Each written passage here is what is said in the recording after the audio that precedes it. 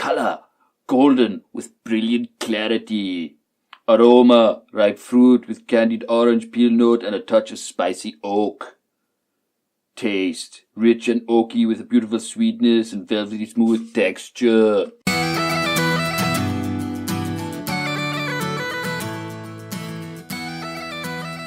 Hello and welcome to another Whisky Trials. Okay, so what have I got for you? I have the mighty, the absolutely fantastic, potentially Ben Bracken, 23 years old. Alright, okay, it might not be that fantastic, let's face it, it's Ben Bracken. Do you know what Ben Bracken is? Ben Bracken is owned by Whyte and Mackay, and it is rumoured that the whiskey comes from Tamnavulin distillery. So Ben Bracken is whiskey that's been bought by Lidl, and given this name. So this is their name, Lidl's name, Ben Bracken. And it's 23 years old, and I bought this just before Christmas. And it was 40 quid. And I think last year they did a 22-year-old, which was widely publicised in crap papers like The Sun and whatnot, that said, you buy this whiskey and like 2 years later or a year later it's going to be worth 150 quid. And I doubt that it would be, in all fairness. I don't want to knock it too much before I've even started. But yeah, I don't think it's going to like triple, almost quadruple in value. So it's a Speyside single malt Scotch whiskey, this 23-year-old. Yeah, distilled in the usual copper stilled pots, blah blah blah. Yep. Undisturbed for 23 years. So like, what, has that just been forgotten about? Nobody looked at it, nobody tasted it, nobody thought, maybe we should roll the barrel, do something with it. It's very succinct on the back. It's very German. There's no story. It says, colour, golden with brilliant clarity. Aroma, ripe fruit with candied orange peel note and a touch of spicy oak. Taste, rich and oaky with a beautiful sweetness and velvety smooth texture. That was kind of like a weird Arnie thing going on there, which was weird since he's Austrian. Righty. Ben Bracken, product of Scotland. Oh, I should hope so. So yeah, like I said, Whyte and Mackay own it. Tamnavulin, potentially, are the peeps that churn it out. Was it this one? I think it might have been this. It was this one. So every time I open a bottle of whiskey, the first thing I do is smell the cork. And I remember smelling this one. And I was like, ugh. It smelled like a real cheapo kind of wine. Like a real harsh, vinegary white wine. I was like, ugh. I was like, oh, that's not good. And then I smelt the bottle. I was like, oh, that smells nice. And I went back to the cork. And immediately I just got this burst of nice raisins. It's like a sherry, raisins and soaked in sherry kind of smell, which is nice. And it was much better than the initial smell. I don't know why it smelled like that, because it smelled like raisins there when I opened it. It was maybe just the initial thing with the alcohol, or it was just weird, kind of weird. It didn't put me off it though.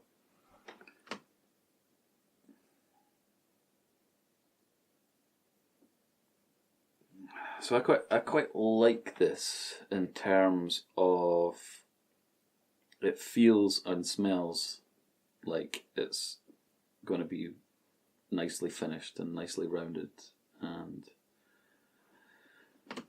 one that anybody could enjoy. Like even a beginner, somebody that's just getting into their whiskey, could really get into this. And also, at the £40 mark, you definitely could. It's not. I mean, this is. I mean, as a 23-year-old, if you look at other whiskies that are 23 years old, I don't think I'm ever going to buy a 23-year-old that's cheaper than this. I just don't think it's going to happen unless Lidls do a better deal next year.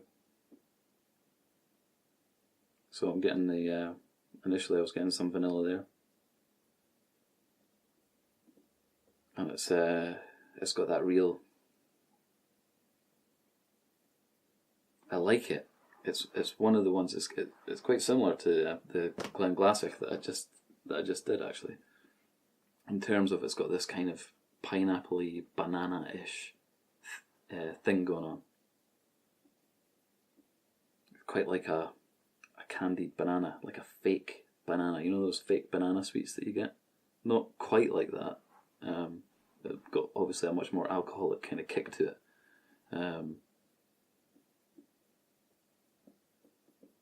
But yeah, maybe if you just leave a few bananas lying about for a bit too long and they start to ferment. But yeah, you give it that spin and you get the vanilla and then the banana kind of kicks in. It's got some legs as well. It's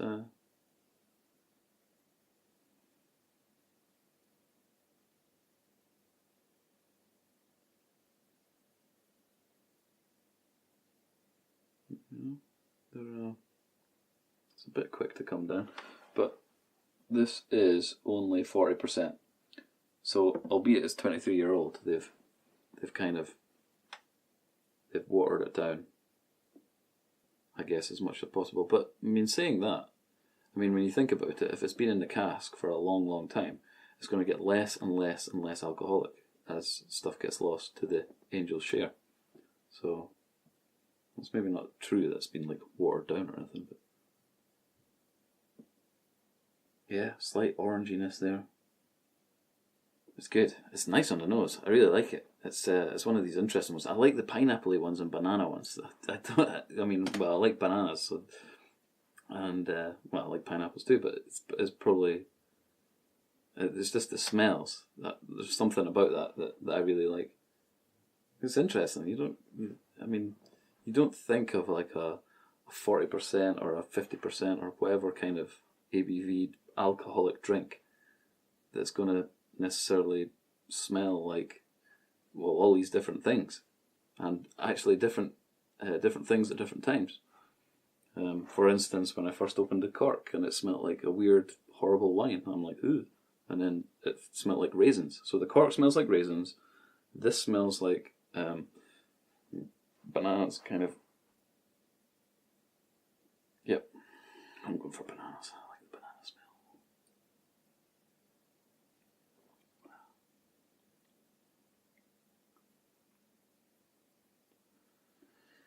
And it's one of those ones that I'm going to say has that kind of,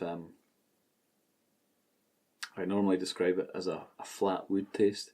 And what I mean by flat wood is, if you imagine like a sound wave that goes up and down like that, and then there's one that just goes right through it. So as you taste it, you can taste all these different kind of notes. I'm like, hey, it's peppery, it's sweet, it's this, it's that. But there's a flat wood that kind of follows all the way through it. So it's like a constant background kind of noise. So it's maybe not the peak or the trough, but it's always there. So when I say flat wood, that's what I mean. I don't know if I coined that phrase. It'd be pretty good if I did.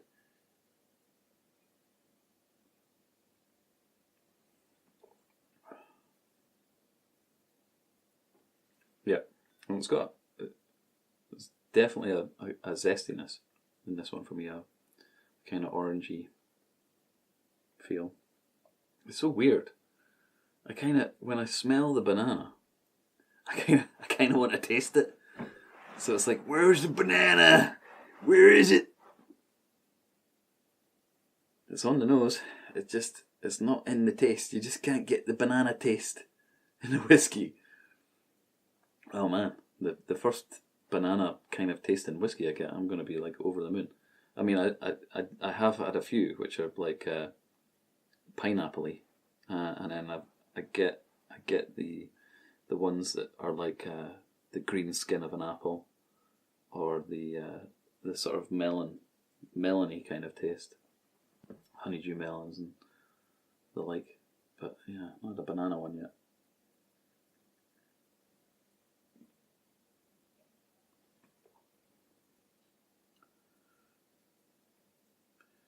It's nice, and the fact that it's 23 years old and it's got a good nose on it kind of adds to the feeling, the appreciation. You know, this has been brewing for a while, and I like that.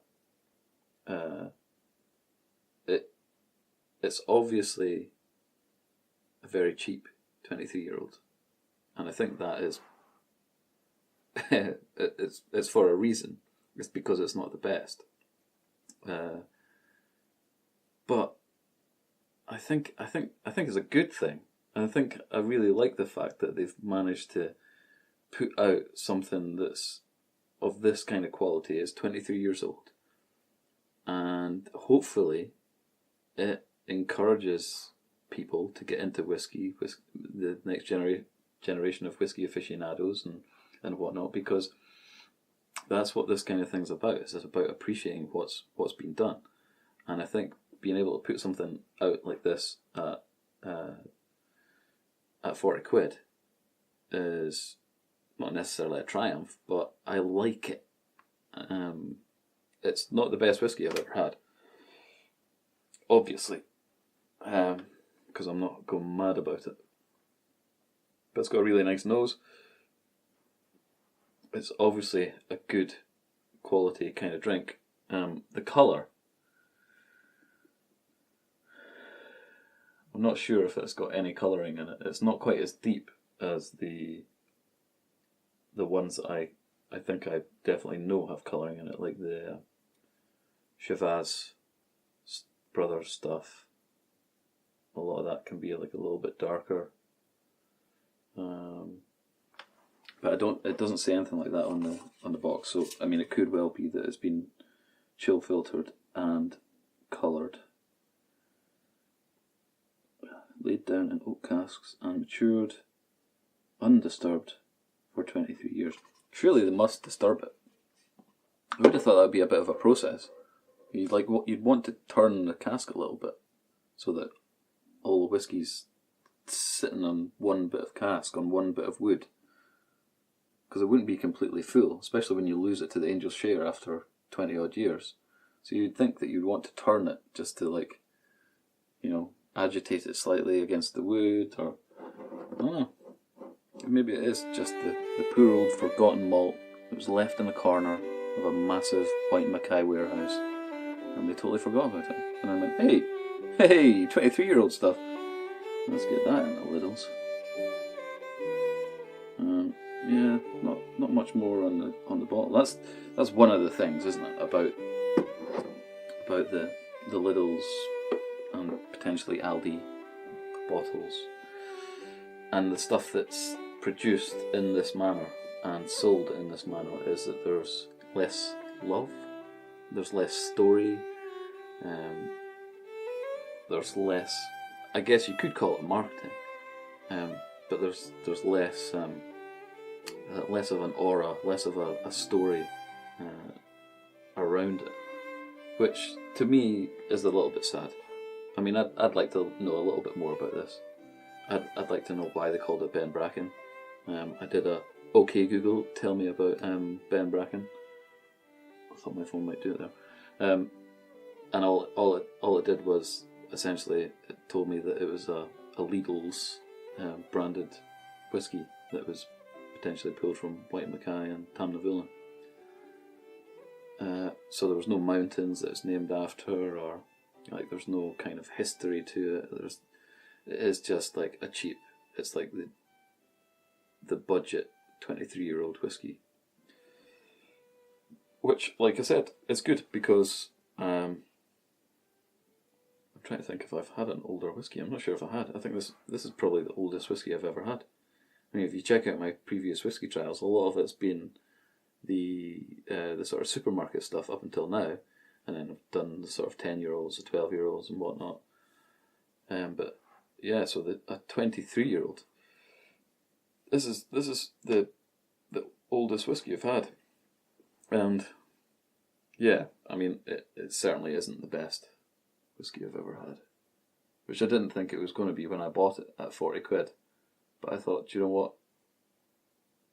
I might not drink it. It might actually be an investment at that kind of age.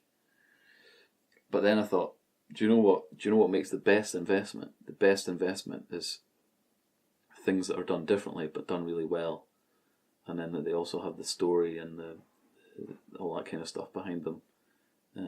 Maybe the stuff that gets discontinued. So I decided to open it and drink it, because really that's what whiskey's for.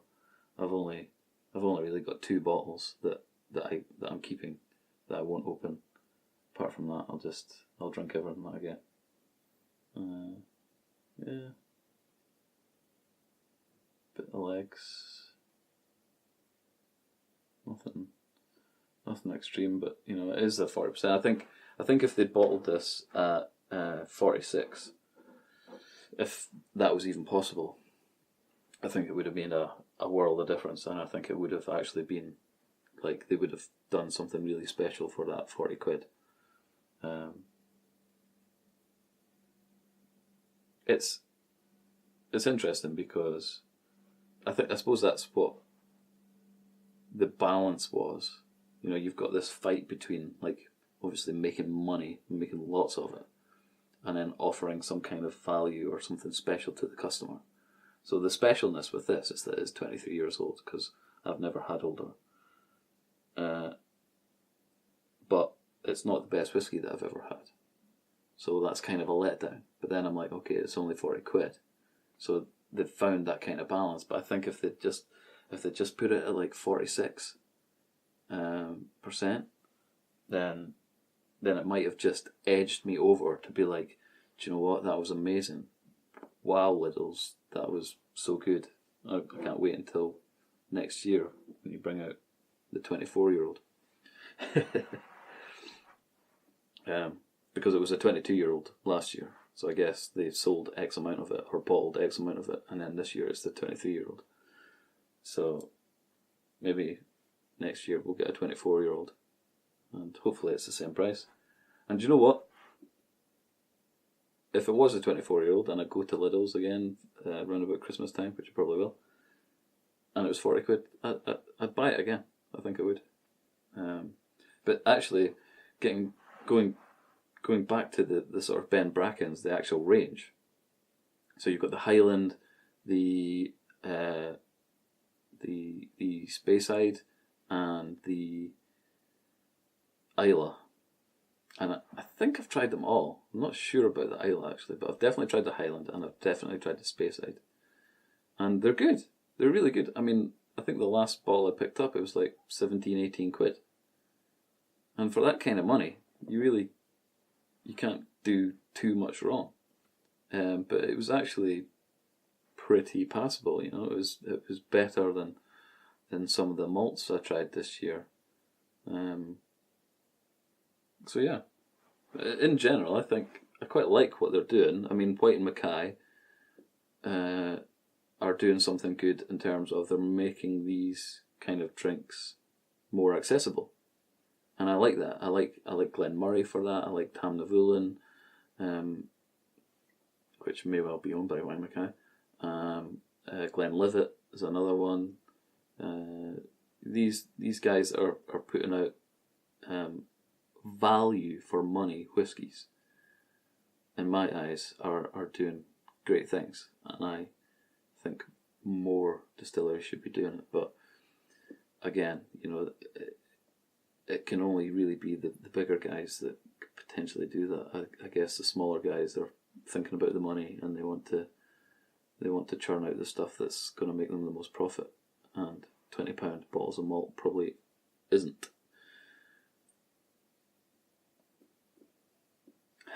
But again, you know, it's nice on the nose. You could just sit and smell it for a while and you'd be happy. You don't necessarily need to drink it. But the smell kind of, ooh, wow, got loads of vapours there. Loads of vapours. But it's got that, it really does have like a banana-ish, but almost like a pineapple skin, in between a really ripe fermenting banana and sort of pineapple skin. A little ice cream note I got in there, a bit of vanilla. Yep, yeah, all coming through with the vanilla. Give it a spin. I tend to find that actually, if you give it a good spin and then you smell it, you normally get the vanilla first.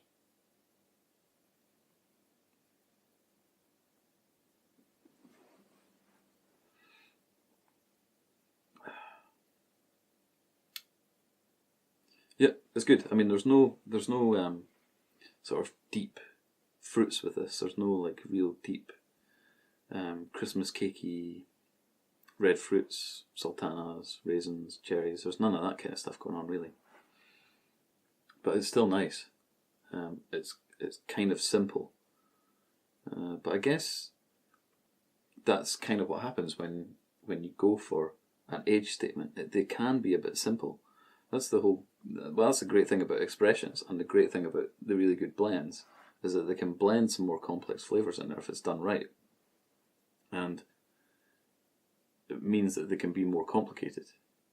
I mean, obviously the age statements can have older age statements in there, so they can blend different flavours and all the rest of it, but it has to be from the same distillery to be a single malt and all the rest of it.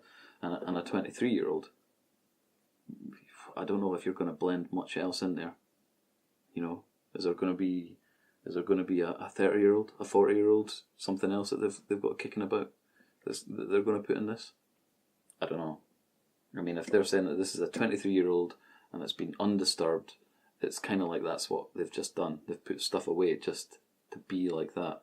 So they've like, okay, we've got our base level whiskey, let's put it in a cask and let's just forget about it until it's over 20 years old, and then let's sell it to a big supermarket.